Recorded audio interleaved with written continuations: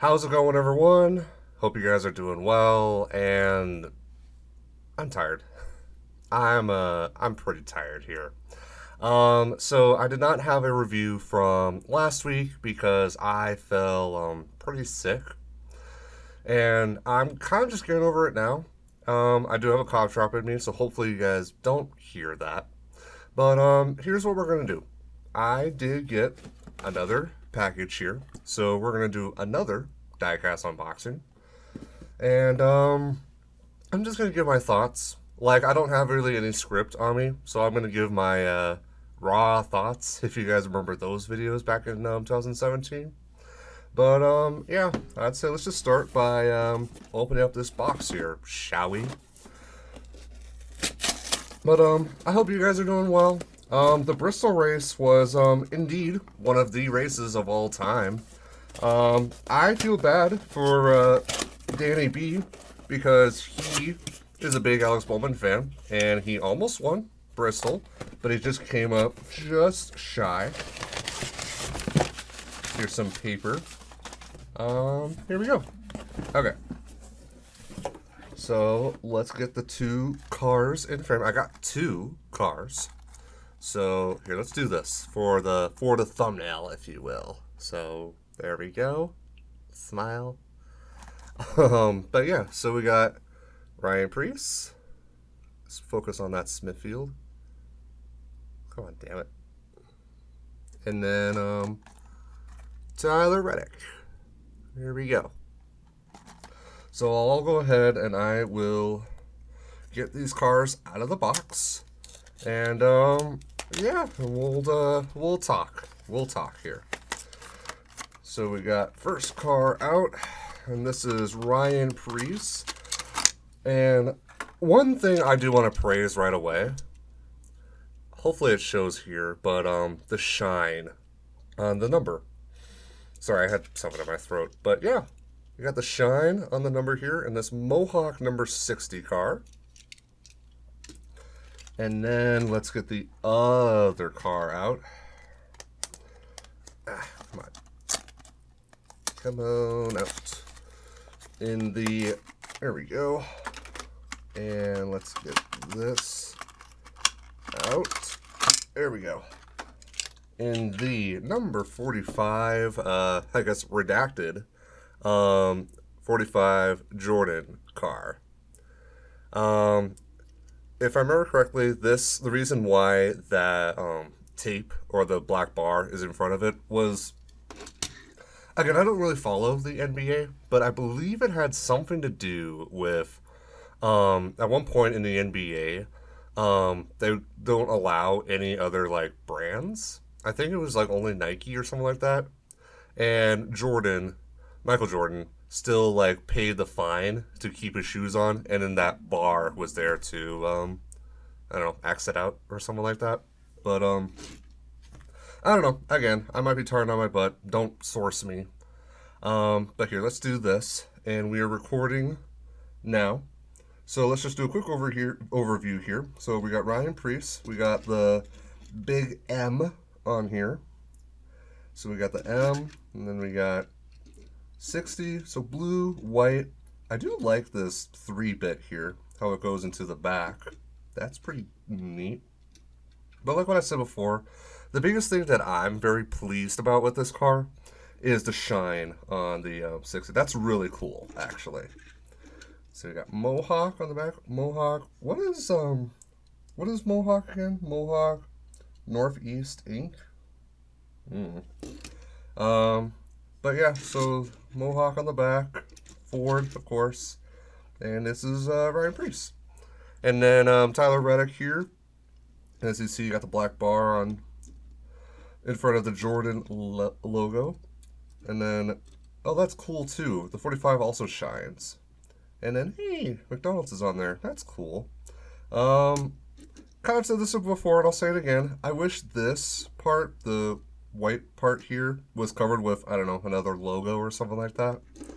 Because it's, yeah, blank on the back. What's this called? Unbannable. That's what it's called. Not redacted. That's right. Okay. So yeah, there's that. And then, yeah, it's a pretty basic car, if you will.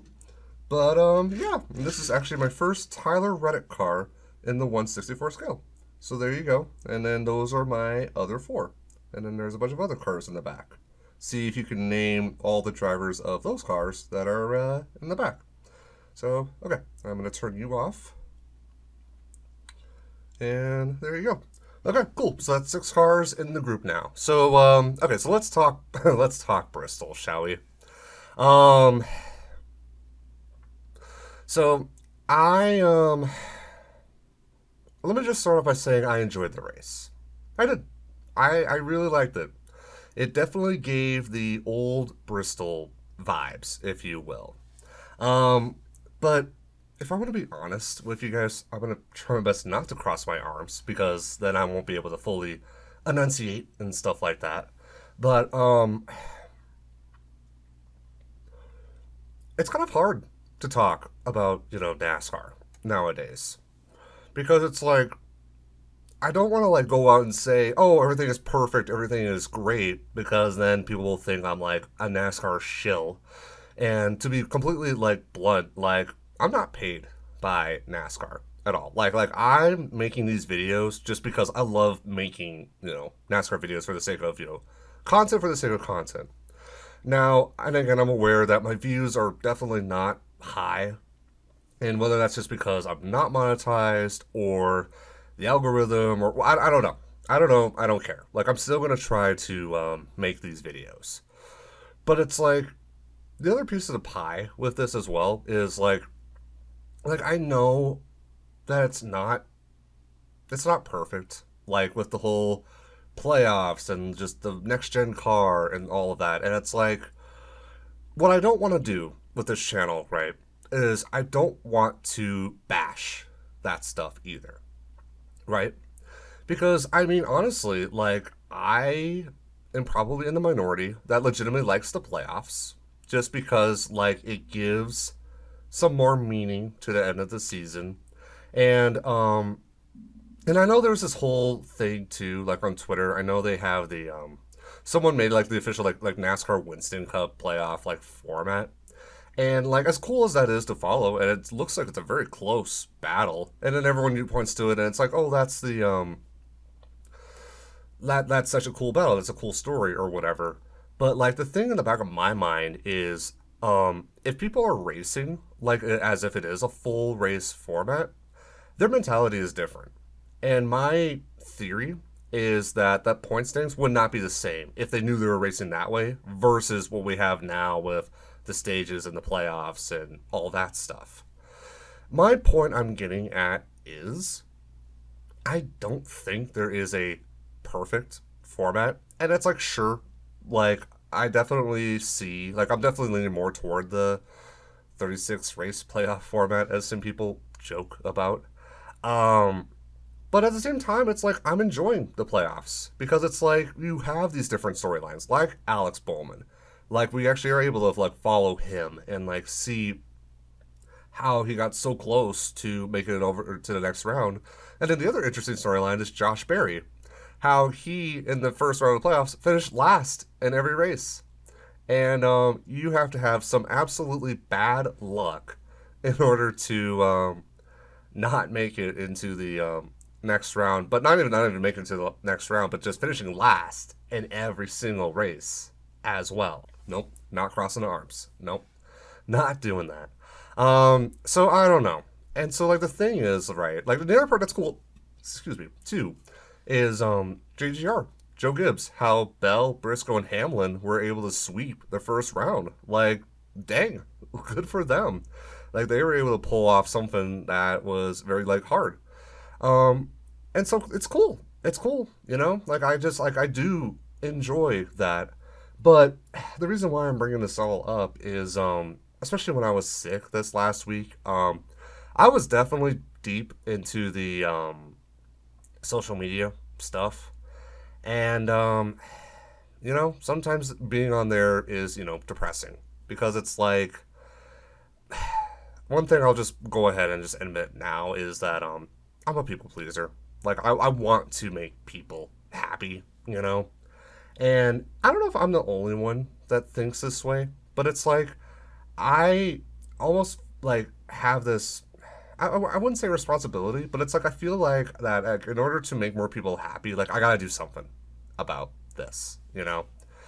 And yeah, and I mean again, it's that whole thing where it's like, sure, the the full season points format, does like it makes sense because it's like every single race matters. And like don't get me wrong, like with the point or with the playoff format, every race still does matter. It's just more races matter more in different parts of the season, you know. Um and again, like, and I remember when there was one comment in one of my first videos that appreciated how I was not bashing the playoffs or the next gen car or anything like that. And like, honestly, I don't want to. Like, I really don't want to bash it because it's just a big bottle of it is what it is, and it's like, sure, we can complain and bash, but it's just like it's that whole thing of like we as humans have so much energy per day, and it's like I want to be able to utilize that energy for for good, like to actually like benefit and like to do like good things. And honestly, that's why I was very hesitant to really even make these review videos in the first place, because it's like I don't want every single video to be me negatively complaining about how the cars are too aligned or there's no way to pass or what they've done with Bristol has been junk for so many years. And it's just like, yeah, it's happened, but it's like I don't want to focus on that because it makes me depressed because it's that whole thing where it's like I have no power or control over that. Um, And the thing is, right, with what we had last or on Saturday night, like, was still fun. Like, it was still like a good race because it's like you have no idea who the winner was going to be until the very end. Like, they weren't. It was not like the spring race. I'll just put it that way. Like NASCAR actually put in a legitimate effort to have it be somewhat like the old one groove on the bottom Bristol, and it's like you got to give mad props to NASCAR and Goodyear to have something like that. And it's cool. And it's cool. And again, it's like I want to continue to, support them in any way possible. So so there's that. Um Sheldon Creed finishing 15 or finishing second 15 times. I don't know how the heck you pulled that off. I mean, and it's that crazy thing too. It's like not only do you finish second 15 times, but without a win. And it's like he's gotten so close so many times.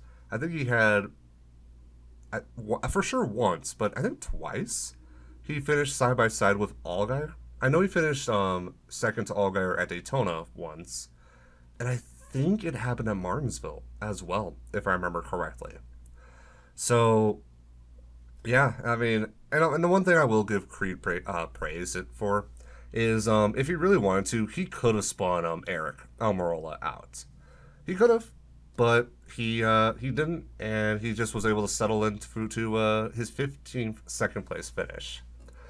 Um, and then I guess maybe some of the last thoughts here is that with the end results, I was right.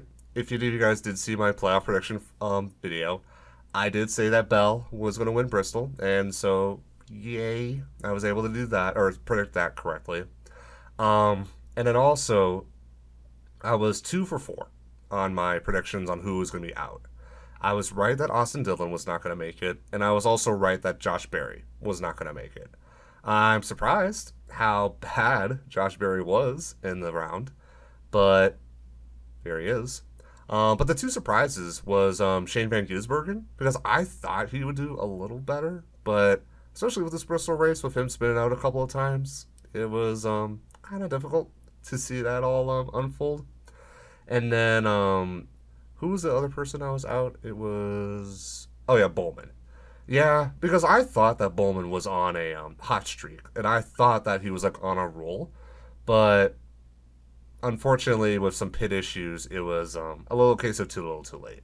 So Cindric moves on to the next round, and so does who did I say? Oh yeah, Bubba. Okay, yeah, and I was very wrong about Bubba because I thought Bubba was going to not do so well in the first round. He was excellent, and the fact that he was definitely one of the first people on points to lock into the next round, could be a solid threat.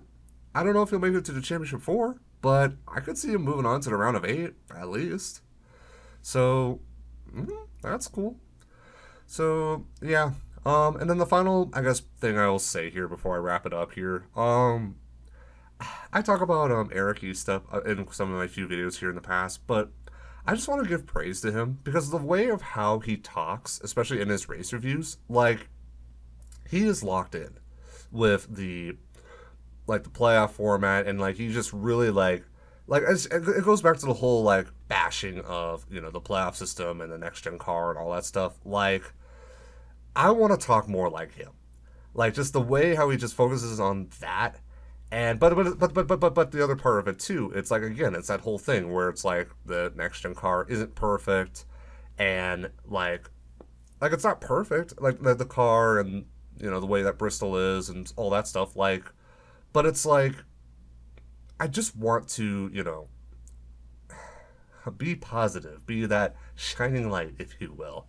Um, but it's like I don't know. It's that whole thing where it's like, sure, we can have conversations on this whole matter, but at the same time, like constantly bashing it all the time also just doesn't get the job done either.